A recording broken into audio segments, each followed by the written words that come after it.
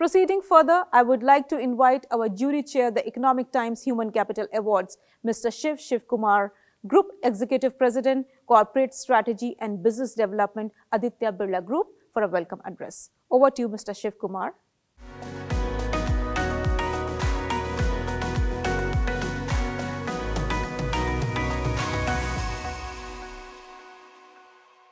Good day, ladies and gentlemen, and on behalf of the Economic Times, welcome to the Economic Times Human Capital Awards, sponsored by SHL. My name is Shivkumar. I work with the Aditya Birla Group, and I'm absolutely proud and delighted to be the jury chair and welcome you all to this wonderful afternoon of celebration of some of the finest talent in the people area and to celebrate some of the finest people managers that India has. If you think of human capital, what does it really mean? Human capital is the sum total of the economic value we can compute, taking into account the experience of people who work for you, the education level of people who work for you, the skills that people in your team possess, and taking into account their health, especially in today's world. Health is very, very important. Another way of looking at human capital is to think of it as the sum of three parts. One is knowledge capital, two is social capital, and three is emotional capital. These are all very important awards because we are coming straight after the pandemic. The 18 months of pandemic has reset many a mind, many a corporation, many a country in the last 18 months. So what has the pandemic done, especially to employees working in corporations? One, as soon as the pandemic started, I personally believe that it made employees more anxious. It made them more anxious about their jobs, about their salaries, and about the future. I think every company started webinars. There was cross-pollination. We asked other companies to come and talk to us because every single industry and every single company was at the same starting line. There was no advantage that any company or any industry had. Services were the worst hit and products were less hit. I think thanks to the intense web training programs, the web discussions, the web meetings, I personally believe that employees got into what I call web fatigue. I think they were really drained by the end of the 18 months with the webinars that they were attending. I think one realization which happened to all of us is that the digital models have come into play. So if you look at the worldwide internet, and if you look at everything associated with the internet, I think the whole capacity of the net went up by 60%, speeds went up by 60%, and not one system crashed anywhere in the world.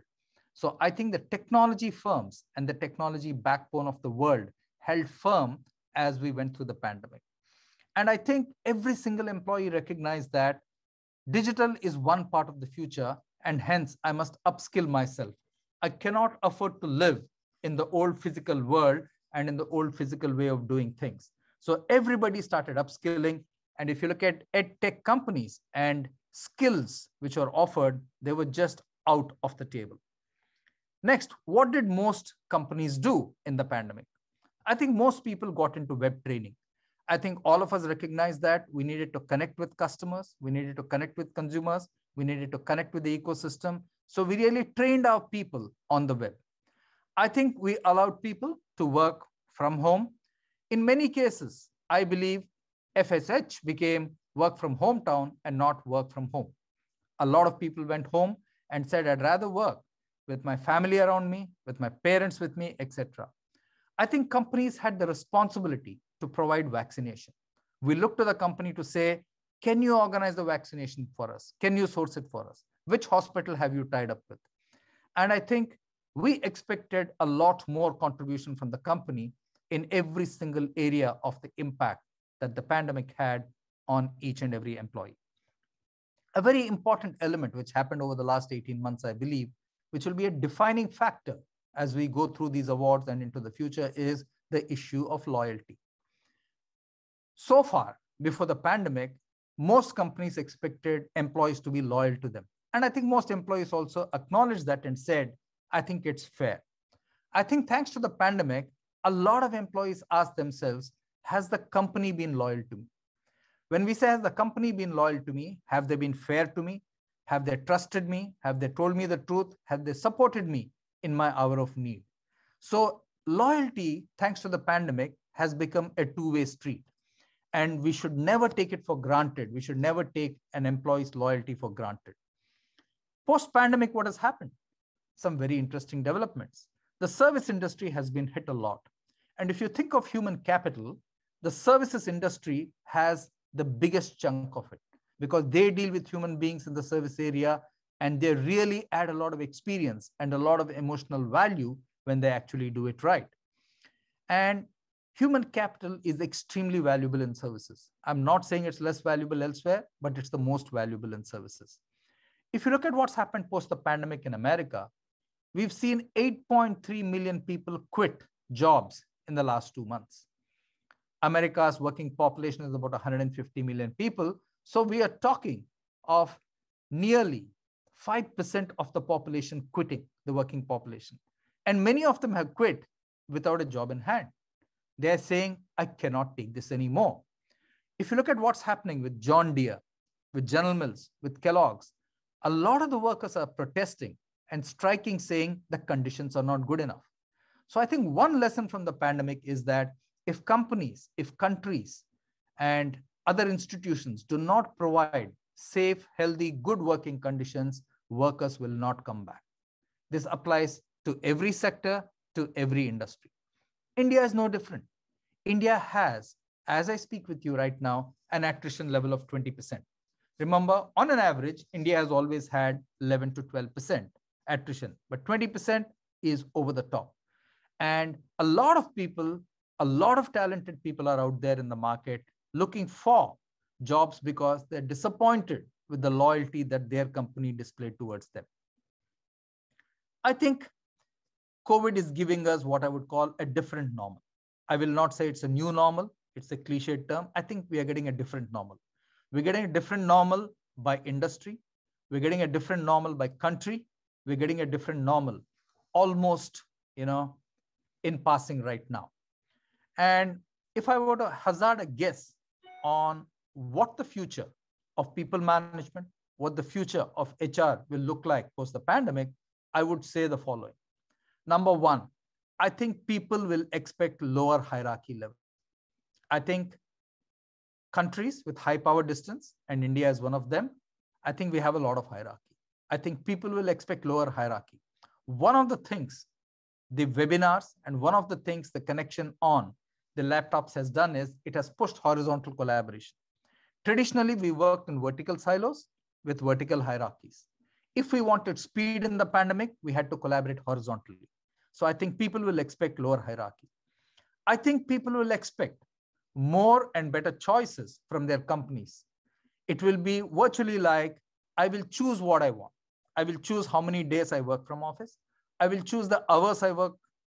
I will choose whether I work during the vacation or not, etc., etc. So I think employees will look for more and better choices from companies. I think companies will look for adaptability. Employees will also look for adaptability because only adaptable organizations, which are a combination of agility and sensing the future and pivoting in that direction, I think both the employee and the employer will want that. So we will see companies trying to push much more adaptability. Because the pandemic has been so tough, I think everybody will want resilience as a very important thing. So I personally believe that people from the armed forces, people from the sports arena, etc., will be called in to train employees in terms of saying, how should one be resilient? How should one come back from failure? How should one take a setback? I think these will become very important in a future world. And finally, thanks to the pandemic, I think we'll see significantly higher levels of transparency. I think employees will seek that. I think leaders have to recognize that the world of the future with employees is no longer, you need to know this information and I will share it with you, as much as I think I'm putting this out to you. You pick it up. Whatever is valuable to you, please take it. Information will no longer be on a need to know basis. I think every leader is recognizing that as and when he communicates in the organization. I think diversity and digital will be very, very big. I think inclusion will be a big agenda.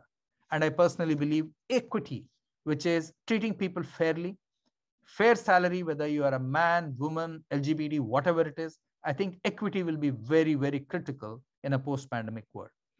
The Human Capital Awards from Economic Times and sponsored by SHL celebrate in many ways the finest of work from each of the wonderful companies that you will hear from. I think there are some outstanding talented managers out there who've done some absolutely brilliant work. And I think each of us can take a leaf out of their books and make our company and our society a better place to live in. So if you look at the Human Capital Awards, you will see the involvement of the CEO. You'll see the involvement of the CHRO. You'll see the involvement of senior managers. You'll see the involvement of team leaders. I think these are the people, the senior leadership in every organization, who have set the tone in the pandemic, and they're setting the tone after the pandemic. So the leadership in every company has set the tone during the pandemic, and I believe they will set the tone after the pandemic too. I think we have some amazing stories. I've sat in on all the panels. It was an absolute delight to see the fairness of the panel, the challenge of the panel, and absolutely focused on what did it deliver to the employee.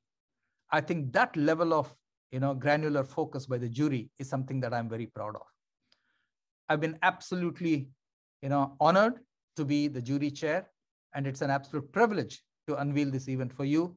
And I'm sure that over the next few hours, you'll pick up a lot of interesting facets about how we should manage the biggest asset we have, that is people, that is human capital. So thank you, Economic Times, for inviting me. Thank you, SHL, for sponsoring the Human Capital Awards, and over to you. Thank you very much. All the very best.